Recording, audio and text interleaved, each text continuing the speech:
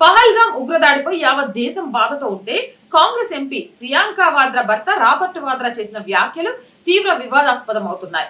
పహల్గాం ఉగ్రదాడిని ప్రధాని నరేంద్ర మోడీకి సందేశంగా ఆయన అభివర్ణించారు. దేశంలో ముస్లింలు బలహీనంగా ఉన్నారని, బీజేపీ హిందుత్వ మద్దతే దీనికి కారణమని చెప్పుకొచ్చారు.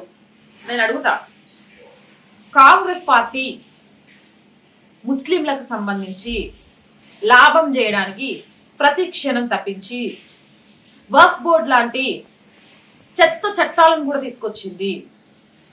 కానీ ఎప్పుడు ఏమీ జరగలేదే.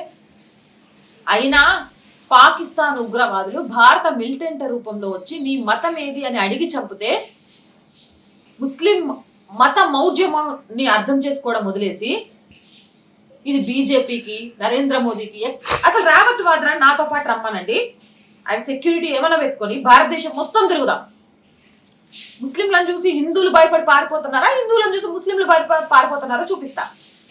ఒకవేళ ఎక్కడైనా హిందువులకు భయపడి ముస్లింలు పారిపోయారు అంటే నిజమే, నరేంద్ర మోదీ గారు మతోన్మాదాన్ని సృష్టిస్తున్నారని అందరూ ఒప్పుకుంటారు. కాదు, ముస్లింలను చూసి హిందువులు పారిపోతున్నారని తెలిస్తే రాబర్ట్ వాద్రా ముక్కు నేలకు రాస్తాడా తప్పు చేశాను, తప్పు మాట్లాడాను అని?